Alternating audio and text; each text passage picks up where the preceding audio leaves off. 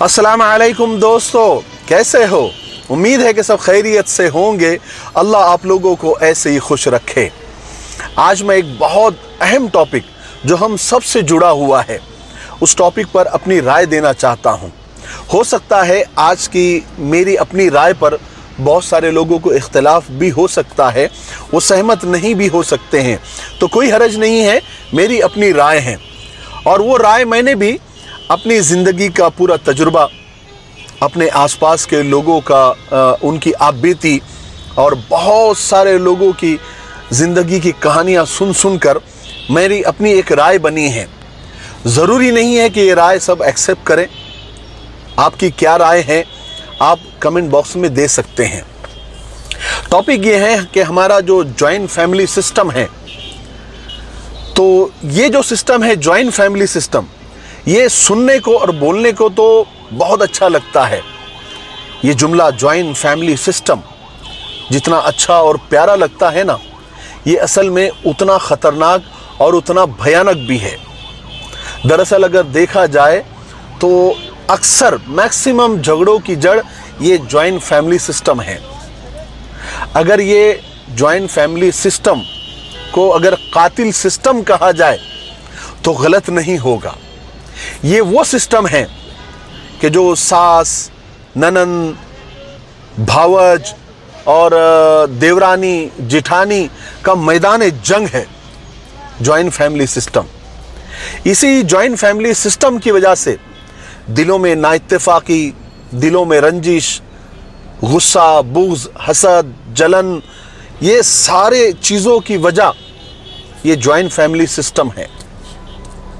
और इस joint family system में तो पर्दे का तो सोचना ही छोड़ दो, ये होता ही नहीं। इक्का दुक्का पता नहीं कोई अल्लाह का बंदा होगा, लेकिन हम तो आम बात करते हैं। अल्लाह के रसूल सल्लल्लाहु अलैहि वसल्लम ने एक मर्तबा फरमाया कि अजनबी औरतों के पास जाने से बचो। तो एक अंसारी साहबी ने पूछा कि या रसूल अल्लाह, देवर के बारे में आप क्या हुक्म फरमाते हैं? तो अल्लाह के रसूल सल्लल्लाहु अलैहि वसल्लम ने फरमाया था कि देवर तो मौत है। अब बताइए कितनी जॉइंट फैमिली सिस्टम में देवर और भाभी का पर्दा होता है? कोई बता सकता है? इल्ला माशाअल्लाह, सालन में नमक के बराबर भी फैमिली ऐसी होंगी जहां देवर और भाभी का पर्दा होता होगा। नहीं होता। और सारे अखबारात और सारी कहानियां देवर भाभीयों के अफेयर से भरी हुई होती है।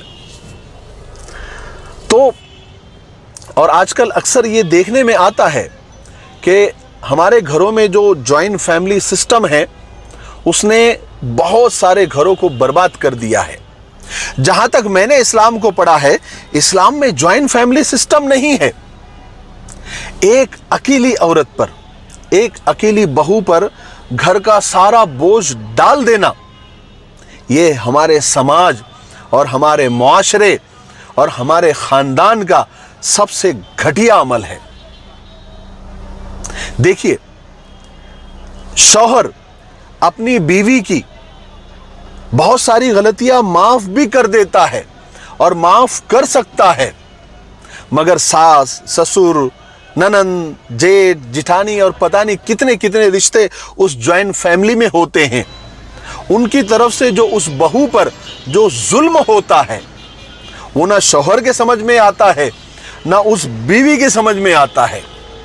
और शरीफ खानदानी लड़की जुल्म बर्दाश्त करते करते एक दिन एक तो डिप्रेशन में चली जाती है या फिर तलाक वगैरह लेकर अपने घरों को लौट जाती है।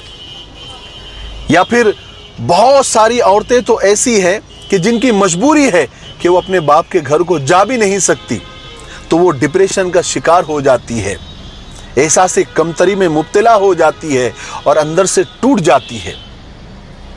फिर उस पर मजीद जुल्म ये होता है, अरे इसको तो कोई जिन्नात लग गया, इसको तो असरात हो गए। फिर अब शुरू हो गया एक नया। अपनी गलतियां नजर नहीं आती, अपना जुल्म नजर नहीं आता। जब बहू डिप्रेशन में चली जाती है तब फैमिली को लगता है कि इसको जिन्नात लग गए, भूत लग गए, इस पर असरात हो गए। फिर शुरू हो जाते हैं बाबाओं के, आमिलों के, दरगाहों के, मज़ारों के चक्कर लगाने का काम शुरू हो जाता है।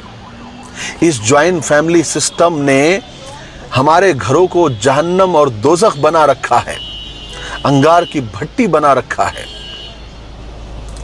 एक बहुत बड़े यानी जिनको हकीमुल उम्मत कहा जाता है, हज़रत मौलाना अशरफ अली थानवी रहमतुल्लाह अलैह ने अक्सर अपनी किताबों में ये बात लिखी है, यानी सबसे नौजवानों से गुजारिश की है कि अगर आप खुशहाल ज़िंदगी गुजारना चाहते हो तो शादी से पहले अपने अलग घर का इंतज़ाम करो, उसके बाद शादी करो।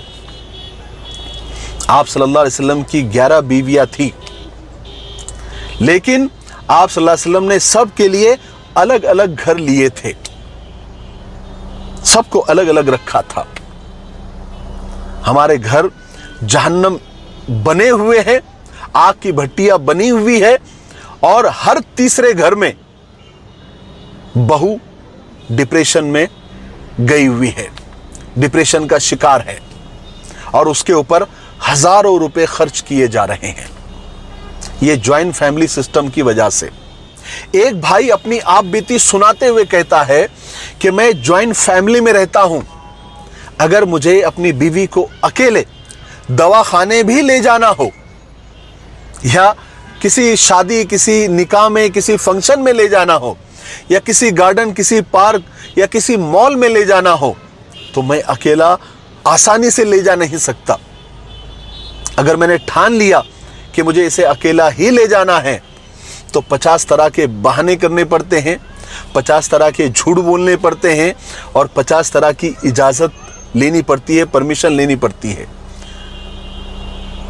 मेरी एक बात याद रखें, एक औरत यानी एक बहू आधी रोटी में तो गुजारा कर सकती है, शौहर के कम तनख्वाह में तो गुजारा कर सकती है, गरीबी में तो गुजारा कर सकती है, वो इतना आपको परेशान नहीं करेगी, बर्दाश्त कर लेगी, सब्र कर लेगी। लेकिन सास के ताने, ससुर के ताने, ननंद के ताने, जेठ के ताने, जिठानी के, देवरानी के, और उसमें जो अगर यानी उस बहू की अगर शामत आई हुई है तो उसकी जो उसके शौहर की जो बहन यानी ननंद जिसको कहा जाता है, वो अगर तलाक लेकर आई हुई है, मुतल्लका है या बेवा बनकर आई हुई है, तो उसके ताने तो उसके ज़बान में तो अंगारे बरसते, उसके मुंह से अंगारे बरसते हैं। मैंने कई ऐसे ननंद की स्टोरी सुना हो जो जिससे बहू परेशान है। सब ऐसे नहीं होते हैं, लेकिन अक्सर ऐसे होते हैं। ये ज्वाइंट फैमिली का नुकसान है। मेरी राय से आप इख्तिलाफ कर सकते हैं, लेकिन शायद मैंने जितनी कहानियां, जितनी स्टोरीज सुनी हैं, और मैंने जो अपने आसपास देखा है, और तकरीबन 15-20 सालों से हम लोगों के फैमिली मैटर सुनते हैं, तो ये ज्वाइंट फैमिली का एक बहुत बड़ा नुकसान है। आप मेरी राय से इख्तिलाफ कर सकते हैं, मुझे बुरा नहीं लगेगा, लेकिन ज्वाइंट फैमिली के बहुत नुकसानात हैं। अगर ज्वाइंट फैमिली सिस्टम में कोई फैमिली खुश है तो ये अल्लाह की बहुत बड़ी नेमत है। आप बहुत लकी और किस्मत वाले लोग हैं, बड़ी किस्मत वाली फैमिली है।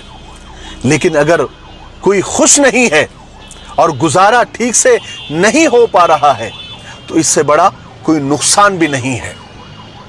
कोशिश करें कि जब बेटी की शादी हो जाए तो उसे अलग कर दिया जाए, बहू और बेटे की प्राइवेसी का पूरा ख्याल रखा जाए, और बहू और बेटे को उनकी जिंदगी भरपूर जीने का मौका दिया जाए। और बेटों का भी फर्ज है कि वो माँ बाप का पूरा ख्याल रखे, ध्यान रखे, उनकी खिदमत करे, उनकी सेवा करे।